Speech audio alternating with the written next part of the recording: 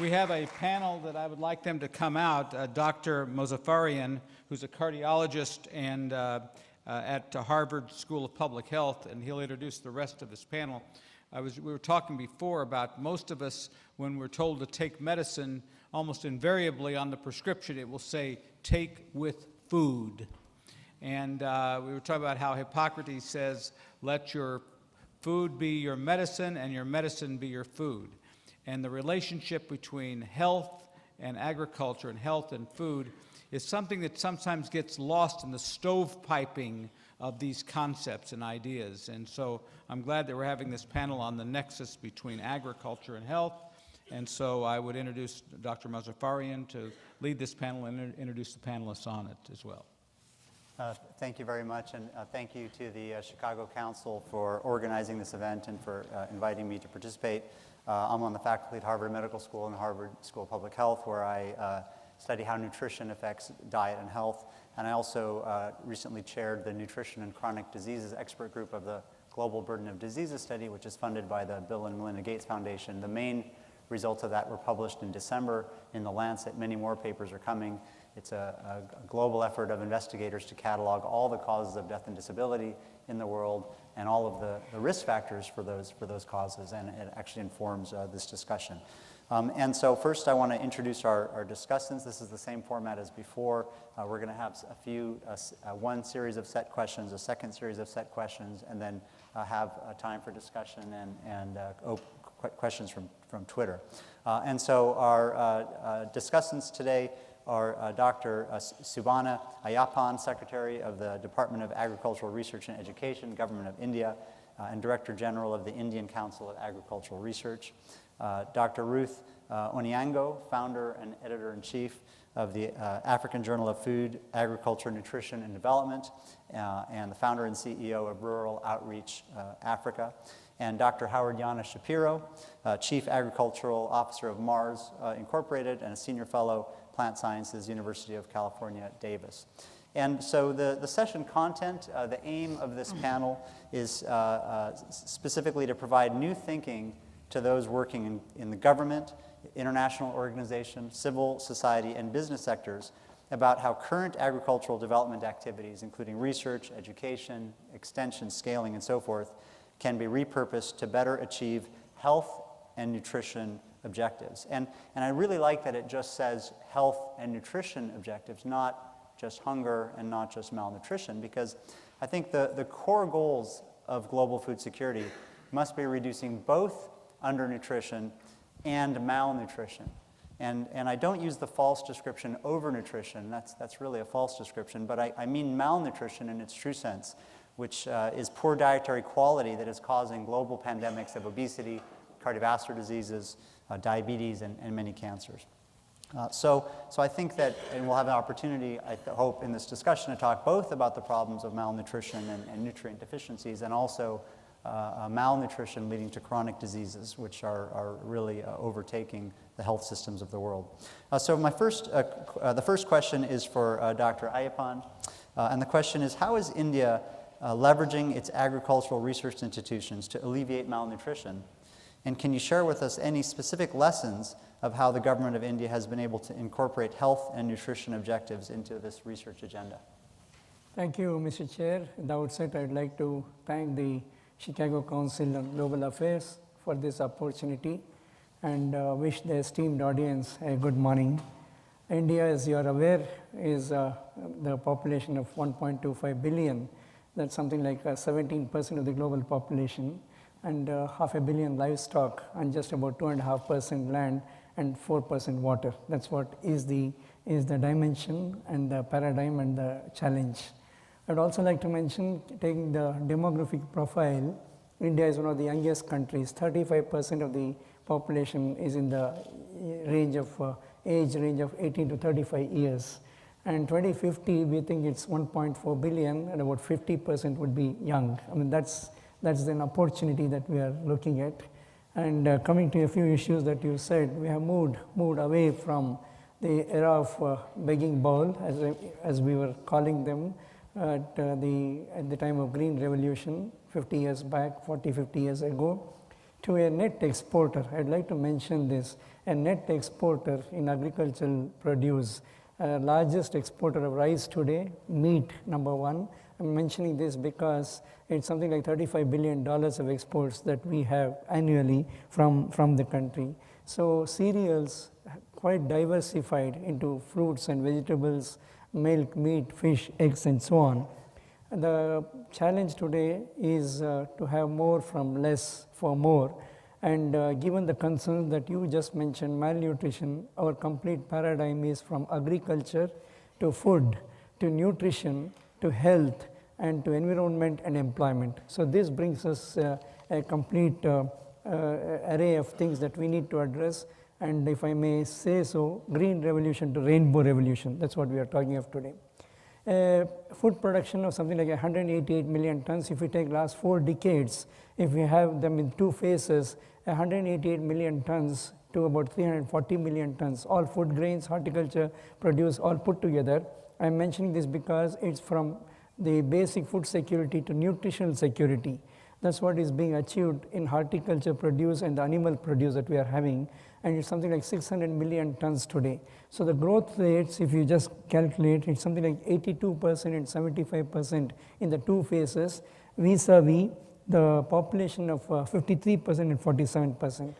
This has been enabled mainly due to technology, the total factor productivity that we always refer to.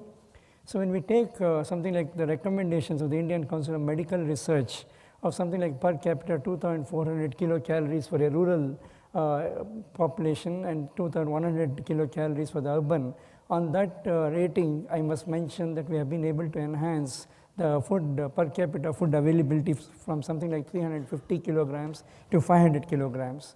Having said this, 8% annual growth rate in economy, but then we are just reminded, the previous speaker also just mentioned, 40% children under 5 malnourished, 250 million the food insecurity issues that we need to address. Also, since we are discussing the agriculture health nexus, 11% of the population overnourished, as they call, maybe due to the wrong calorie or the over calories and so on. So it's also an issue of hunger amidst plenty that we need to address, the moving away from calories to protein and so on. So that's where we are talking of pulses. As you are aware, at least 40% of the Indian population is vegetarian. So for protein sources, it's mainly milk and pulses and so on. That brings us another dimension. The challenges, you call them grand challenges, you call them global challenges, they're all with us. Land degradation, water crisis, climate change, population, or soil health and so on. So what we are talking today is stress agriculture, biotic, abiotic stresses, resilient agriculture to enhance input use efficiencies in whatever we do, make agriculture more efficient. And then next we go to specialty agriculture, diversify from cereals to others. And then lastly, secondary agriculture, add value, reduce post-harvest losses. That's what is another dimension that we are talking of.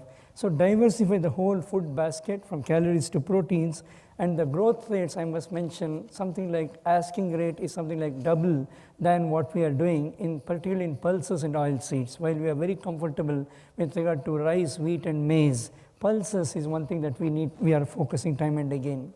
So to bring leveraging the agricultural research to address all this, we have a unique system, a good blend of the research institutes, public funded, with the university system. I must mention all the agriculture universities in India are set up on the land grants pattern of the United States, and further leading to frontline extension, a unique mechanism of a multidisciplinary group of scientists at each district. It's about 630 units. They are called as farm science centers. So this gives us a continuum from research to education to extension to development. Added to that, the partnership with the multinationals, the CG system, and so on.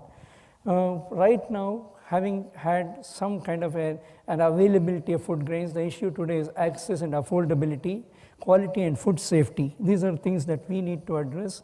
Malnutrition, you would appreciate, is a multidimensional effort with a multi-sectoral involvement that's required. In the last 2 decades, there has been a 35% reduction in malnutrition, if I may say so. In terms of technologies, we have been talking of improved agricultural productivity, definitely positive impact on nutrition. Then integrating all kinds of systems, food production systems, terrestrial and aquatic, both. Home gardens to provide for beta-carotene and micronutrients, vitamin C and so on. And biofortified staple crops. I must talk of biofortification in rice, maize, sorghum, pearl millet, and so on. Now, very quickly, in terms of policies also, I would like to mention several things that have happened in the last 2 decades. The recent ones are in terms of Nutri-Farms and also the National Mission on Protein Supplements, several other things. I won't go into details. But quickly, the investment in agriculture per capita has increased 5-folds in the last 2 decades, from $7 per capita to $35. Right now, the concern is with regard to climate resilient agriculture. That's where we are taking a smart farming for small farmers, and several other initiatives that we are taking up in terms of consortia research platforms, interdepartmental platforms, to bring you very quickly, attracting, retaining youth in agriculture, that's a concern. So putting all this together, we think the way forward is to have that nutritional security, and given all the, in spite of the challenges, given all the partnership that we have, we think we can. Thank you, Mr. Chair.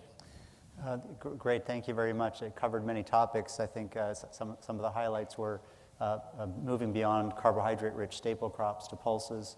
I think you talked about post-harvest losses. That's going to be very important if you want to have fruits and vegetables and fish and other products besides maize and wheat, and also the policies. Thank you very much. The second question is for Dr. Oniang'o. Through Rural Outreach Africa, how have you been able to harness research and use this research to put it into direct use to affect nutrition and food security issues in Kenya? Thank you, Chairman. Can you just call me Ruth? I like that. Okay. First of all, let me thank the Chicago Council for bringing me out here once again. I was here 2 years ago. I remember the mood I was in, and I remember what I was saying at that time. And I remember Dr. Raj Shah speaking to us also, and Mr. Bill Gates also talked at lunchtime. And I was complaining heavily, I really was complaining. Because I was saying there's all this money around and we are not seeing any impact on the ground. So I'm happy to be back. I don't take this for granted. I came all the way from Kenya. When I arrived at the airport, the man looked at my passport and said, "Madam, when were you last in the US?" I said, "I think last month." I said, "What?" And then I said, "I also went to school here, Washington State." "Okay, so far away." I said, "Okay." So I'm happy just to be here to share with you what I think has happened over the last 2 years since I was here, that I see fresh air, I see light at the end of the tunnel. I've traveled more in 2012 than I've ever traveled in my life, being invited to talk about nutrition. Finally, what I went to school for in Washington State, finally, food security includes the word nutrition. I think that's really good. I just want to be positive about that and to say I think it's really great. When G8 also says nutrition, when the president of Tanzania also says nutrition, that's encouraging, because it means we are moving from just production, and where is it going? It's not even just coming to the table. Many of the households I work with don't eat their food on the table. They sit on the floor and they share from the floor. Those are the smallholder farmers I see in the 4 countries I travel in, especially for the Sasakawa Africa Association, which was founded by Norman Borlaug and whose chairmanship I took over from. So I feel like I have a huge responsibility. So I just want to thank all of you for listening. If you haven't been to, you know where Kenya is, don't you, all of you? I think you know where Kenya is. And if you haven't been, you'll see that there are actually changes going on. By Rural Outreach Program, I started that, and I'll just be short now. I know I want 3 minutes. I just started it because I just got so frustrated that I went to school. I said I wanted to solve all the hunger, malnutrition problems for Africa. I was aging, and I wasn't seeing any difference. They would still bury me, in the village. And they say, "Where did this woman come from?" So that's why I started it. And so I look at the value chain. I look at the value chain, and I'm happy that we are taking the CG science very seriously. The CG reform, Gebisa is here. He knows that the CG is under pressure to reform, to look at the value chain. So that's what the Rural Outreach Program does. I just come from US down, I deal with the national level issues, and then I go to the ground, my blood pressure is controlled right there on the ground, and I'm able to make sense of what we do internationally and regionally and nationally. And how different is it? What difference does it make for that mama, for that woman, for that man, for that smallholder farmer who is trying to have food and good food for the family? That's what I do. Thank you. Thank you. The third question is for our third panelist, Dr. Shapiro. How has the Orphan Crops Consortium been able to focus greater research investment on these forgotten crops? And what steps are they taking now to develop new varieties that are more nutritious, productive, and environmentally tolerant? I think there's a couple points to make before I answer specifically your question. I'm a little shocked by the optimism of most of the comments that have been made this morning. Someone said that ag research output could go from $280 billion to $880 billion over the next 20 years in Africa. Really? Who's going to do this? What is the realistic parameter in order to accomplish that?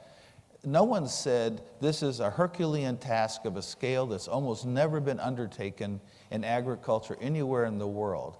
So I listen to those sorts of things, and I wonder, we have a $62 billion shortfall of food right now in Africa. That's imports.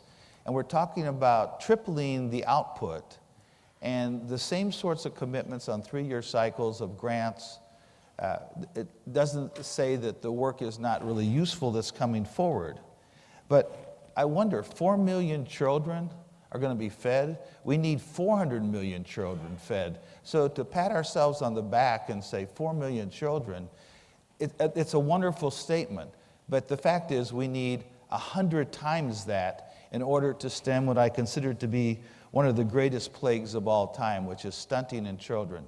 Over 40% of the children in in India are stunted. Over 30% of the children in Africa are stunted. Over 7% of the children in the United States are stunted. And I assume everyone in this room really understands what that means. So neurological, physical, and oddly enough, economically, they will never reach their capacity. So how many generations of stunted individuals will it take to collapse an economy or a society or a culture? That's the real question. And we shouldn't talk about food security, we should talk about nutrition security, because hollow calories for most of the things that people eat are really not useful. And in the first 1,000 days, the women, and it's women who do most of the farming, 80% of the farming is done by women in Africa. They also bear the children. They also have the household gardens. What do we have to do to improve those crops? So the African Orphan Crop Consortium, working with the African Union and NEPAD, and a series of really disparate partners, has put together 100 crops we're going after to improve the nutritional content. The truth of the matter is, that's almost as audacious as saying we're going to kick the economy from $280 to $880 billion in Africa. So it's some way an incredible, audacious notion. But the fact is, if we don't try to fix these food crops, which are the basic food system of rural Africa, and it's not the 40 new varieties of maize that have been utilized in East Africa. And by the way, did you hear anyone mention the word tree today? We're talking about annual crops that are most fragile. What really saves people in Africa oftentimes are perennial tree crops.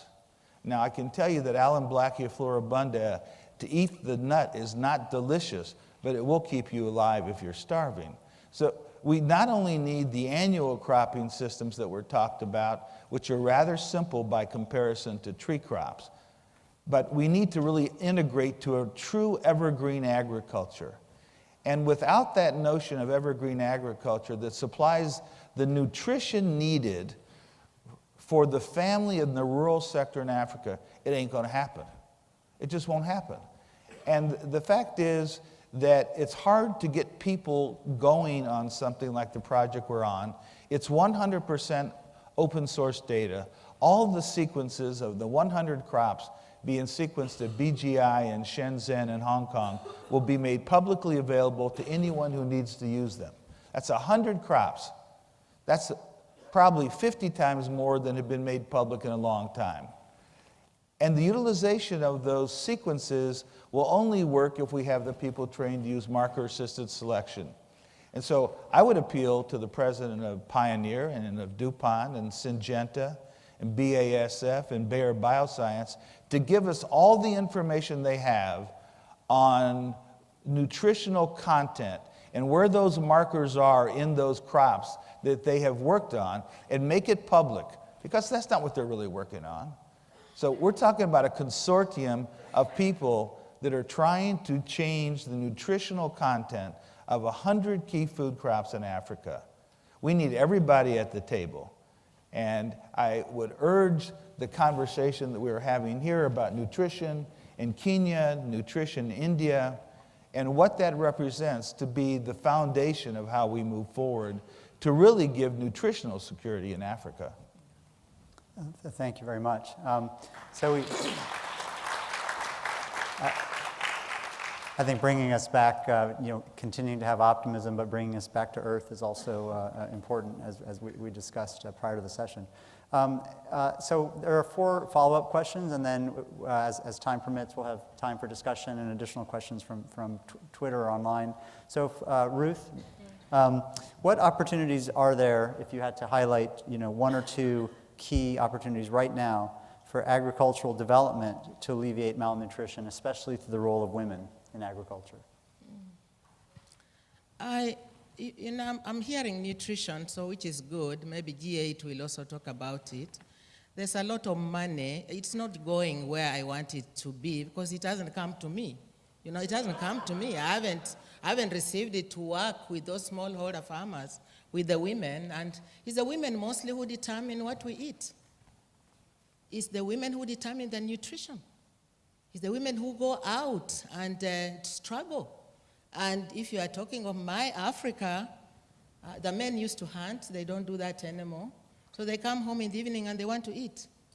It's the women who also determine their nutrition. And I think we are not giving enough resources to women. So we are now talking of gender, gender, everybody, men and women. But I believe if we have really to address the issue of nutrition, nutrition for the children, nutrition for women themselves. Africa has one of the highest maternal mortality rates at birth. Maternal mortality rates. Sierra Leone, I think, is the highest right now. In Kenya, the latest report has just shown infant mortality is high. We still have malnutrition, like he says. So, so long as we continue to see malnutrition and emaciated children and naked children running around, maybe they have worms. Clearly, we haven't linked that to health. There's something very wrong. But we can do, all these technologies are available. I think we just need to make a smallholder farmers, women, our friends. The absence of extension has hurt women most. Because women mostly don't leave the home. And so extension worker would come to the home, talk to you, you are planted, plant this way, I'll come back to see you when the seed, the crop has come up, when are you weeding, and so on and so forth. Yes, right now we are talking of gender, but we're not putting enough resources where those resources should be. Some of the projects are so huge, too huge for some people who work at a very local level like us. So we just receive crumbs, It's like you get breadcrumbs dropping from the table, and you don't do much there. You have big cars, 4-wheel drives riding through my villages, but at the end of the day, you don't really see much there. I think we need to do things differently. And I see the Gates Foundation, I used to talk to them about this about 6 years ago. And I see they are now saying, okay, consortia, bring in small NGOs and so on. It's not difficult to find those small NGOs who are doing things, me being one of them. So I haven't seen that money. Because if you gave it to me, I would transform the whole of Western Kenya. because they already know me. Yeah, they already know me. They have respect for me. You guys know me also. I won't steal the money. So, you know, we have the answers to change things in villages completely. One village at a time. Yeah, not upscaling, just one village at a time. Great. So thank you. So we want the money. Okay. So I think to summarize, opportunities are focusing on smallholder farmers, on extension, and on Ruth. Yes. So that's great. That's wonderful. So a follow-up question for Dr. Shapiro: how should we restructure national and international research efforts to prioritize crops that yield better nutritional outcomes? And I think the key word is restructure. So what do we need to change? This will be interesting. How many enemies can I make on this answer? I mean, we're going to have a potential for the vice president to lead an effort on food security. We have USAID in the long-range work that they've done. We have the Indian research facilities that were just described. We hear about Brazil. But the translation of the critical issues, and it's not just yield. We can't become prisoners of yield. Many parts of West Africa are going to get clobbered by climate change. We've done climatology for 40 years in certain areas. We're very interested in the cocoa tree, as you might imagine. It's the heart and soul of Mars Incorporated. And there are areas where the rainfall has gone from 75 inches to 48 inches in 40 years, and the temperature's gone up 2 degrees C. So when someone says to me, it's coming, no, in fact, it's there. And earlier, someone talked about soil. We make no effort to trap water almost anywhere in the world and hold it for when we need it.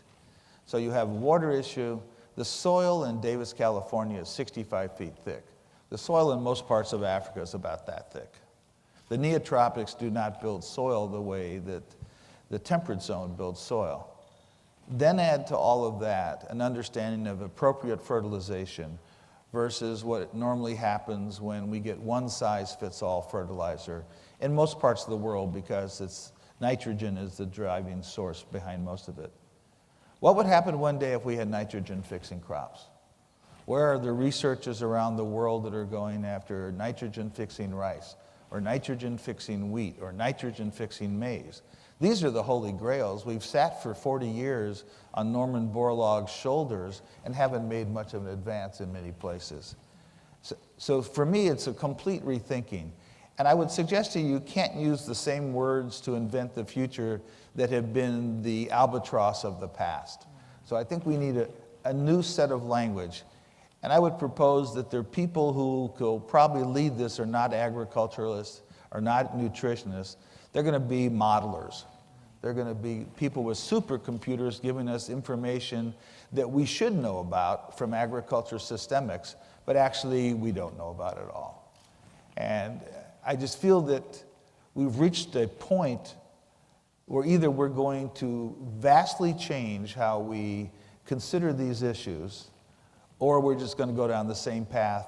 And in 10 years, when Ruth is here, she'll say the same thing to you. If you gave me the money, I would go community by community, but it'll be too late. And you'll have 10 more years of stunted children, and that's another whole generation. And I personally am not willing to accept that as a scientist. Oh, thank you very much. So we have two more discussion questions that are going to focus now on more on chronic diseases. In 1990, according to the Global Burden of Diseases analysis, underweight and micronutrient deficiencies together corresponded to about 12% of the total life years lost to death and disability. So 1 out of 8 of every life year lost in 1990 was due to underweight and micronutrient deficiency. In 2010, that's decreased from 12.2% to 5.8%. So it's more than half. So a profound improvement, but still, of course, 5.8% of all life years lost due to death and disability. But at the same time, dietary impact on non-communicable chronic diseases like obesity and diabetes and cancer has skyrocketed and is now 7.4%. So it actually exceeds the underweight and micronutrient disability. And that's actually larger than even the disability life years lost due to smoking, which is 5.5%. So with that context of what's going on, and I think that is going on in Southeast Asia and Sub-Saharan Africa, there's still enormous burdens of hunger, and in pockets of every country there are still enormous burdens. But outside Sub-Saharan Africa and South Asia, most of the world has really undergone an incredible, unfortunate transition to chronic diseases. So the first question is for Dr. Ayyappan. What role does agriculture play in the global pandemics of obesity, diabetes, cardiovascular diseases, and diet-related cancers? Thank you, Mr. Chair. It's the One Health concept, the micronutrient deficiencies, all that you mentioned, right from soil. We have been looking at the nutrient profiles of the soils, and then there are issues over there, right from organic matter to many other micronutrients. This tells upon not only on the crops, but also the fodder, for example, that we have for the livestock. Now we are taking this route of biofortification of staple crops, as I mentioned. Then again, in case of fodder, we are taking the specific enriched nutrient enriched fodder blocks and so on. That's another way to go about.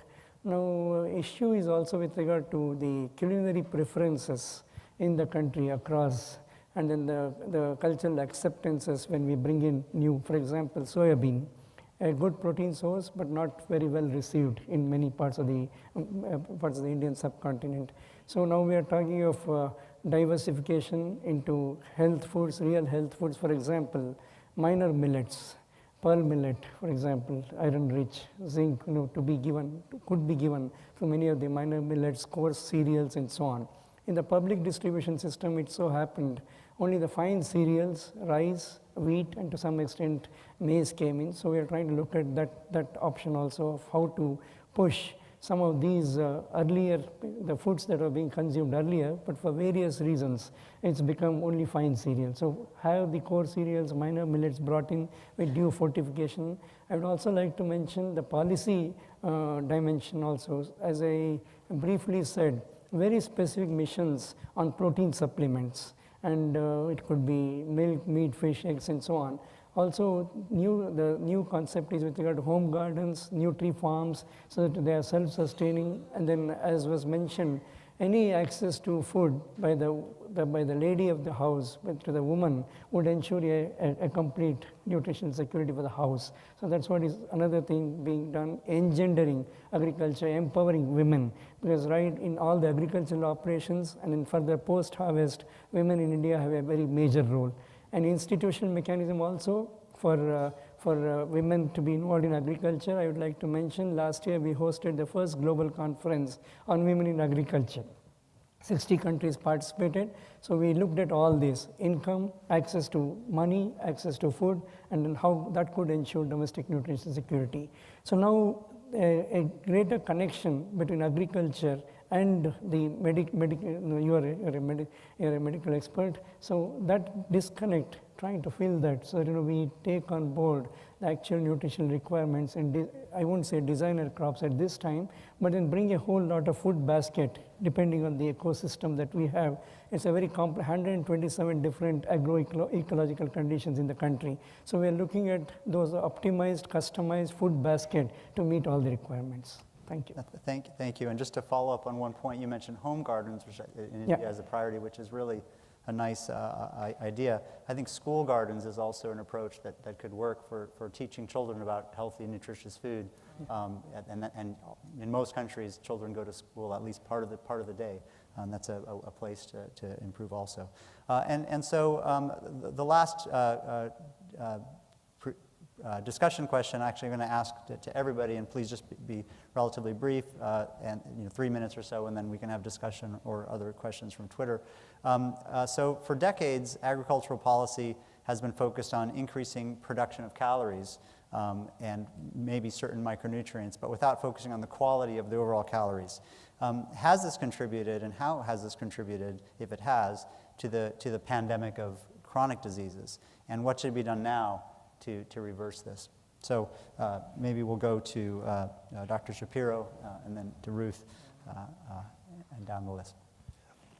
there's a couple points. The first one is that there's a transmigration from rural sector to the cities and almost everywhere in the world. It's Ed Phelps's famous phrase, there's winners and losers in agriculture. Those who adopt early to modern technology succeed and become larger, and I'm not talking about thousands of hectares. I'm talking about from 2.5 to 10 or 20 hectares. So this transmigration from the rural sector to the city means three things. Water, sanitation, food safety and quality will be issues that we have to really look at in a way we've never looked at before. We haven't even talked about aflatoxin, mycotoxin, and ochratoxins yet in food, which also cause stunting at a very high level and are rampant in groundnuts and maize in the neotropics. But when I think about ag policy, it was certainly correct to go after productivity because people were really, really hungry. But we didn't really know when the shift into 30s, 40s, 50s, and 60s happened, what that meant to a dietary regime in response to chronic or inflammatory diseases. We know so much more about that now. So we have to shift this from a productivity of calorically maybe not as dense nutrients as we would desire to a dense nutrient makeup on our major foods. And again, it's going to be the rural sector who's farthest away from the cities that typically suffers the most because they're eating traditional foods which have not been improved. But everything, including all the food we eat in the United States, needs to go through this. All the European foods, all the Chinese foods. This is a massive undertaking of a shift in breeding that we haven't really had a public dialogue about. So Ruth, maybe you could answer that question. Has current agricultural policy contributed to chronic diseases, and what should be done now? You know, we just revised, we are in the process of revising our wide agricultural policy, but we also just launched a new food security and nutrition policy, which has been in the making for 7 years. But the agricultural policy was mainly to focus on cash crops, tea, coffee, and then when it came to grains, it was maize, which many Kenyans are really running away from now because it's been just loaded with aflatoxin. Cancer is bad news. Liver cancer, aflatoxin related, all kinds of cancers. It's a pandemic in both urban and rural areas. And so you find now what is changing, people just going back to boiling food. Because like Kenyans, we didn't eat much of spiced food, flavored food. We just boiled, very bland, not very attractive. But then we just boil food. People are going back to just boiling food. They're attributing the cancers to the American types of diets. I come here and I run for desserts. Too much sugar, too much salt, too much fat. And then maize only, but now agricultural research is going back to the millets and the sorghums and saying let's also begin to eat these foods because we didn't know of these modern lifestyle diseases before. So I think we're just being forced by what we are seeing now. And so it seems like also government policy, especially if it involves those who know, is going along with that, and that people are beginning to see these foods on the supermarket shelves and in hotels as well. So we are seeing this actually changing. Thank you. And I would just add one brief point to you said fat, sugar, and salt. So I would say not enough healthy fats rather than too much fat. There's not enough healthy fats. And also not only too much sugars, but too much just refined carbohydrates in general. Yeah, that's true. Dr. Ayyappan, same question. Has agricultural policy, which has had successes in increasing caloric production, contributed to chronic diseases, and what should be done now? As I mentioned, the key concern initially was to ensure that food is available. Having done that to some extent, I think good extent today, there is no concern on that.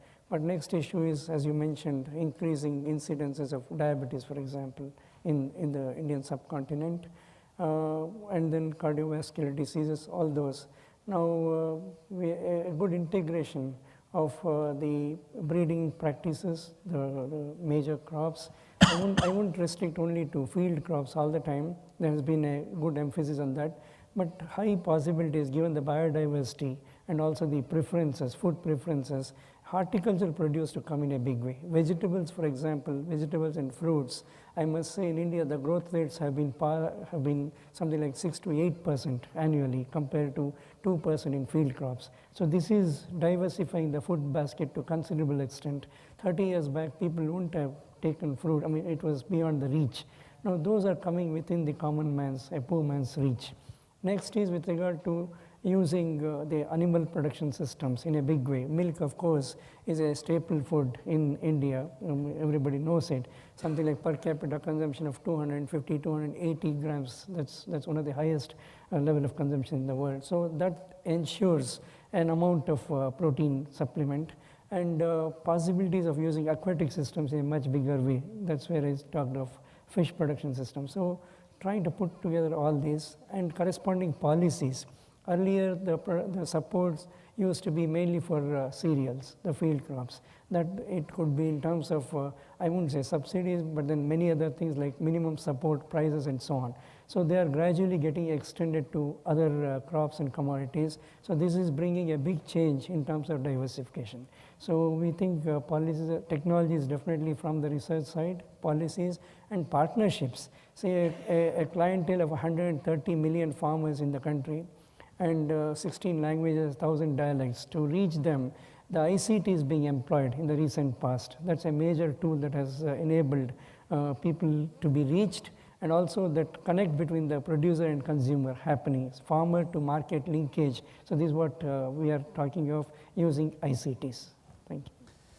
Thank you. And we have a question from Twitter from Grace Tamble. And I think I'll ask this to Dr. Shapiro. What can be done to encourage the private sector, beyond just stating it here, what can be done to encourage the private sector to share and make their data open for utilization?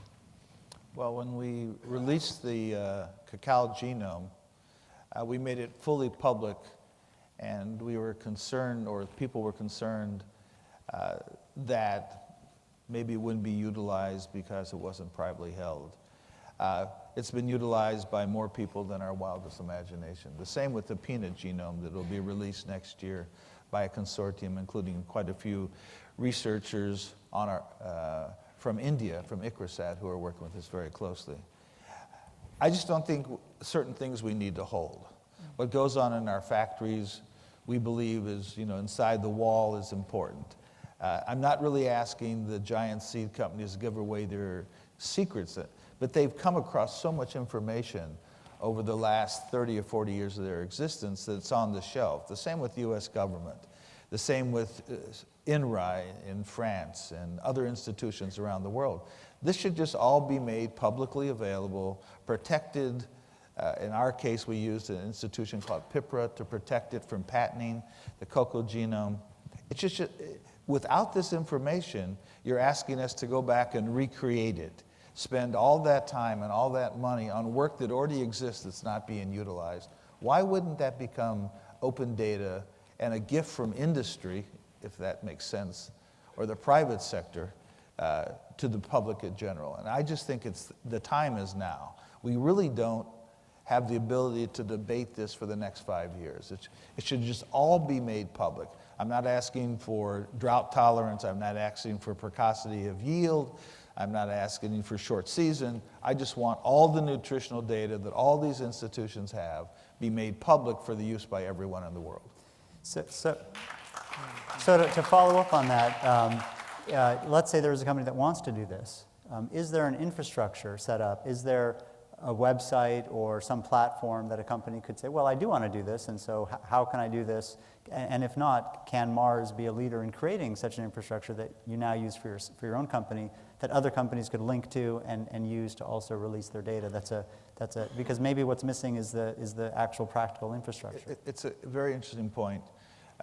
When IBM, U.S. Department of Agriculture, ARS, and Mars did the cocoa genome, led by Mars Incorporated, but with key partners, we called on a group called PIPRA, P-I-P-R-A, which was funded initially by the Rockefeller Foundation, led now by a chap named Alan Bennett, to help us put the language in You may read all of this information, you may have access to all these sequences, all these markers, all the data, but you can't patent it. So if you check the box yes, you got to go to step 2. And it was all made available. And there are portals that could be created. We'll share all of our information. IBM will share theirs. I'm sure ARS will share theirs in our conversation. But there's certainly an institution or a university or the Chicago Council that could help put this together in a model that's acceptable to everyone. And the truth of the matter is, it's very hard to enforce breeders' rights in Africa, in many places, or in India, or even in the United States or China. So we need to think about sort of staggering how we protect IP. And this was a case that we never had even a discussion. We wanted the cocoa genome in the public domain.